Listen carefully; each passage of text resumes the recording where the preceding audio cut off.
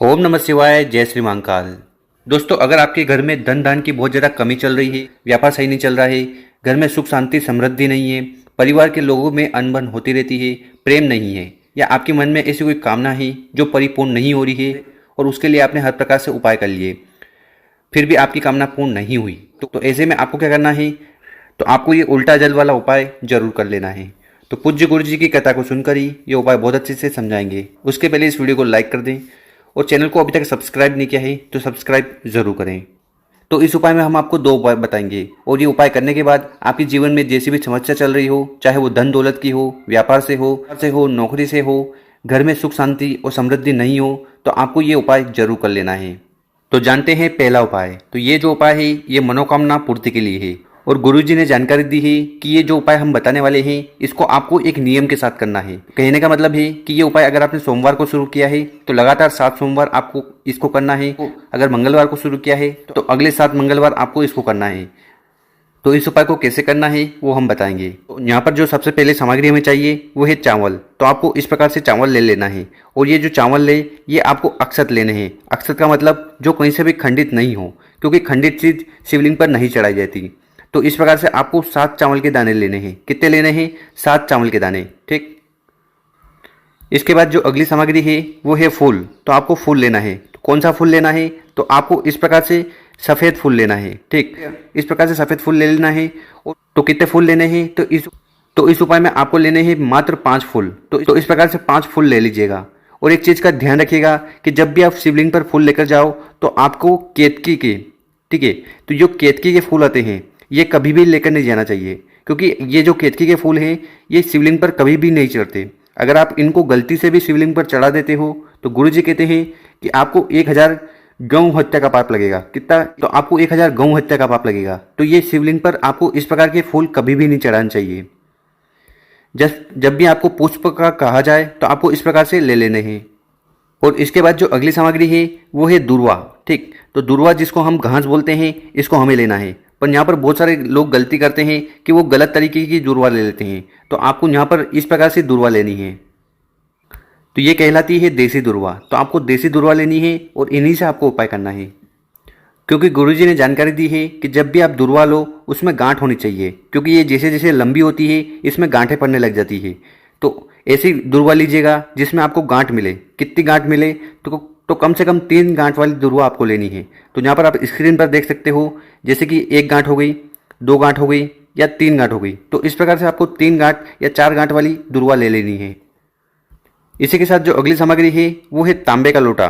तो आपको तांबे का लोटा ले लेना है और इस तांबे के लोटे में सबसे पहले आपको अपने किचन से, अपने घर से जल भर लेना है।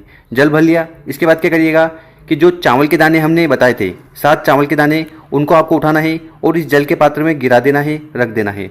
इसके साथ जो फूल बताए थे, ठीक, 5 सफ़ेद फूल, उनको भी आपको इस कलश में पटक देना है, रख देना है। और इसके बाद जो दूर्वा हमने ली थी, ठीक, कितनी दूर्वा ली थी? तो हमने 3 दूर्वा ली थी। तो 3 दूर्वा आपको उठाना है और इस जल के पात्र में डाल देना है। तो यहाँ पर हमने तीनों सामग्री को इस जल के पात्र में डाल दिया। अब क्या करिएगा, इस जल के लोटे को लेकर आपको पहुंच जाना है शिव मंदिर। ठीक, और ये जो उपाय है ये खासकर आप अगर प्रदोष में करते हो, मतलब कि प्रदोष काल में करते हो, तो आपको ज़्यादा फायदा मिलेगा। और अगर आपकी कोई मजबूरी है तो इस उपाय को आप सुबह भी कर सकते हो। ठीक, तो शिव मंदिर में जाकर सबसे पहले उत्तर दिशा की तरफ मुंह कर खड़े हो जाना है और ये उपाय करना है। अब यहाँ पर आपके पास है जल का लोटा। ठीक, और इस जल के लोटे में आपने फूल मिलाए हैं, चावल के दाने मिलाए हैं और जो दूर्वा है वो मिलाई है। ठीक, तो इस जल को लोटे को उठाना है और उसको उठाकर आपको शिवलिंग के ऊपर समर्पित करना है। पर ध्यान रखिएगा कि इस उपाय में आपको एक तरीके से ये जल को समर्पित करना है। तो नॉर्मली हम क्या करते हैं कि जल के लोटे को उठाते हैं और शिवलिंग पर इस प्रकार से समर्पित कर देते हैं और उड़ेल देते हैं। ठीक, पर इस उपाय में आपको थोड़ा अलग तरीके से ये जल को समर्पित करना है। तो यहाँ पर इस फोटो के माध्यम से आपको हम समझाने की कोशिश करेंगे। देखिए, मान लीजिए अगर आप यहाँ पर खड़े हो, ठीक, तो सबसे पहले आपको यहाँ से जल समर्पित नहीं करना है। आपको क्या करना है, आपको हाथ इधर रखना है। ठीक, उल्टे हाथ इधर रख लेना है, इधर आपने हाथ दोनों रख लेना है और यहाँ पर आपको जल का लोटा पकड़ लेना है और पकड़ने के बाद शिवलिंग के ऊपर जल को समर्पित करना है। समझ में आई? तो यहाँ पर आप फोटो में देखिए इस महिला ने कैसे लोटे को पकड़ रखा है। ठीक इसी प्रकार से उल्टा जल आपको शिवलिंग के ऊपर समर्पित करना है, अपनी मनोकामना, अपनी समस्या बताते हुए। और उसी प्रकार अगर आप शिवलिंग के इस साइड पर खड़े हो तो सबसे पहले आपको अपने हाथ इधर ले जाना है। ठीक, ये दोनों हाथ हो गए, इसमें आपको जल का लोटा पकड़ना है और फिर यहाँ पर शिवलिंग पर जल को समर्पित करना है। तो इस वाले उपाय में ये प्रावधान है, आपको इस प्रकार से जल को समर्पित करना है श्री शिवाय नमस्तुभ्यम का स्मरण करते हुए। और गुरुजी हर बार जानकारी देते हैं कि शिवलिंग पर जब भी जल चढ़ाओ उसकी जो धारा होगी वो बहुत ही स्लो होनी चाहिए, ताकि हम हमारी कामना भी कह लें और 11 बार श्री शिवाय नमस्तुभ्यम का स्मरण कर लें। इसके बाद यहाँ पर आप जल चढ़ाओगे तो वो बहता हुआ जलाधारी की तरफ से नीचे आएगा। ठीक, तो यहाँ पर आपको अपना हाथ रख लेना है, दाहिना हाथ सीधा वाला हाथ रख लेना है और वो जो जल है उसको आपको अपने हाथ में इकट्ठा कर लेना है। और जल को हाथ में रखते हुए आपको भोलेनाथ से कामना कर लेना है, जो भी समस्या, जो भी परेशानी आपके जीवन में आ रही है या ऐसी कोई कामना है जो बहुत दिनों से पूर्ण नहीं हो रही है, तो उस इच्छा को मन में रखते हुए आपको ये जल को सबसे पहले आपको अपने नैनों पे लगाना है, आंखों पे लगाना है, फिर कंठ पे लगाना है, फिर मस्तक पे लगाना है और आखिरी में उस जल को ग्रहण कर लेना है, पी लेना है। बस इतना सा उपाय है। इस उपाय को करने के बाद आपकी कैसी भी कामना है या कैसा भी दुख परेशानी जीवन में चल रही है, सब धीरे धीरे खत्म होने लगेगा।